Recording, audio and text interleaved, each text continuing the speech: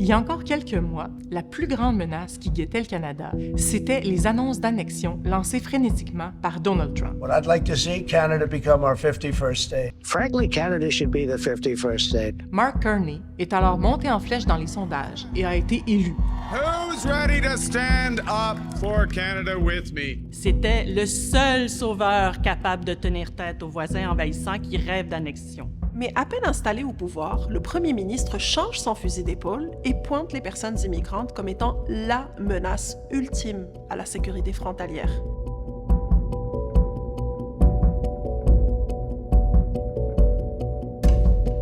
C'est parce que, politique, on ne change pas les vieilles recettes qui fonctionnent, surtout quand celles-ci nous permettent à la fois de détourner l'attention vers un bouc émissaire facile. Mais en plus, d'être dans les bonnes grâces du boss MAGA. Parmi les premiers projets de loi que Carney dépose, une loi omnibus, la loi C2. Omnibus, ça veut dire en gros que c'est un projet de loi tellement complexe et tentaculaire qu'il modifie pas moins d'une dizaine de lois.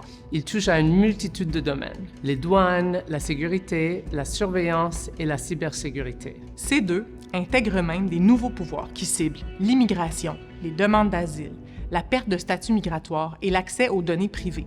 Si on voulait résumer ce que les libéraux font en ce moment, on saurait même pas par où commencer. Souvenez-vous, il y a 3 ans, les libéraux promettaient un vaste programme de régularisation pour les personnes déjà ici. Et là, ils préparent le terrain pour des déportations de masse. Ça vous rappelle des images familières?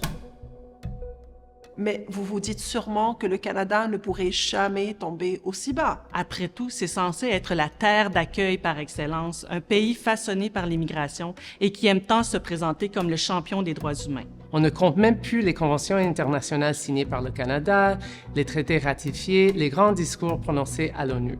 Eh bien, détrompez-vous. Voici 3 exemples qui montrent que le projet de loi C2 n'est pas une loi anodine, mais bel et bien un vent trumpiste qui souffle sur nous. D'abord, ce projet de loi limite le droit d'asile, pourtant garanti par la Convention de Genève, en refusant une audience devant la Commission de l'immigration et du statut de réfugié à toute personne dont la première entrée au Canada remonte à plus d'1 an. Ce qui veut dire qu'un enfant qui a visité le pays avec ses parents en 2020 ne serait plus admissible s'il cherchait le refuge au Canada 20 ans plus tard, parce qu'il est persécuté dans son pays d'origine. Ce mécanisme rappelle les expulsions accélérées en vigueur aux États-Unis, mais C2 va plus loin. Là-bas, le délai démarre après l'entrée la plus récente. Ici, c'est la première entrée qui compte. Un autre exemple frappant, le projet de loi C2 permet au ministre d'annuler, modifier ou suspendre en bloc des demandes et documents d'immigration comme des visas ou des permis au nom de l'intérêt public sans prévoir de recours individuel clair. Aux États-Unis, ICE détient des pouvoirs comparables qui se traduisent par des expulsions massives menées sans véritable procédure judiciaire et visant de façon disproportionnée les populations les plus vulnérables. Et enfin, dernier exemple et non le moindre, parce que celui-ci touche tout le monde, peu importe leur statut. Le projet de loi C2 élargit les pouvoirs de surveillance électronique, y compris l'accès sans mandat à l'historique en ligne. Il favorise aussi le partage systématique de données personnelles avec les agences fédérales et potentiellement avec les autorités américaines via des accords comme le Cloud Act. Cette logique est aussi très similaire à celle de la centralisation de la surveillance, promue par des agences comme ICE et basée sur la collecte de données biométriques et numériques. Fait que si tu flânes bien relax sur le web puis que tu t'imagines être dans ta petite bulle privée, fais attention. Si cette loi-là passe, ta recherche Google pour savoir combien de temps bouillir un œuf ou encore ta recherche sur les interruptions de grossesse ou ta visite sur le site web d'une association pour les droits des personnes trans, ça peut se ramasser dans une base de données.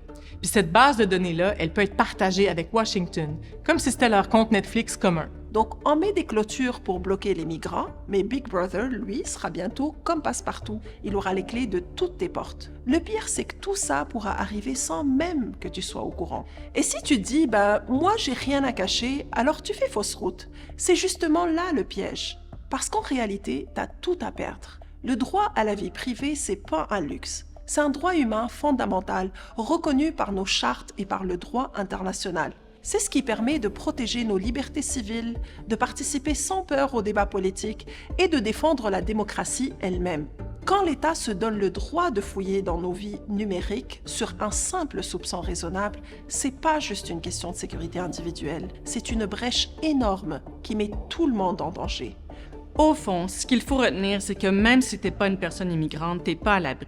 Parce que l'histoire, ici comme ailleurs, nous montre toujours la même mécanique. Les gouvernements testent leurs lois les plus dures sur celles et ceux qui sont les plus vulnérables.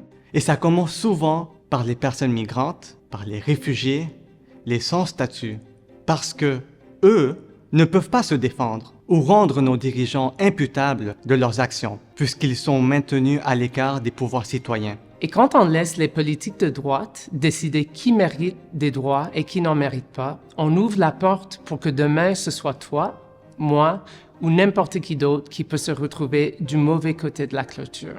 Ces brèches-là qu'on accepte d'ouvrir s'élargissent et deviennent des grosses craques qui font tomber en ruine jusqu'à l'effondrement tout l'édifice des droits humains. Si toi aussi, tu refuses de vivre dans une société où ton accès à tes droits fondamentaux dépendent de l'endroit où tu es né, de ton contexte géopolitique, de ta classe sociale, de ton genre, de ton ethnie ou ton statut d'immigration, Alors c'est maintenant qu'il faut agir. On n'acceptera pas un projet de société qui hiérarchise les vies humaines. Les droits, c'est pas un privilège qu'on distribue à la carte. C'est la base de notre dignité collective.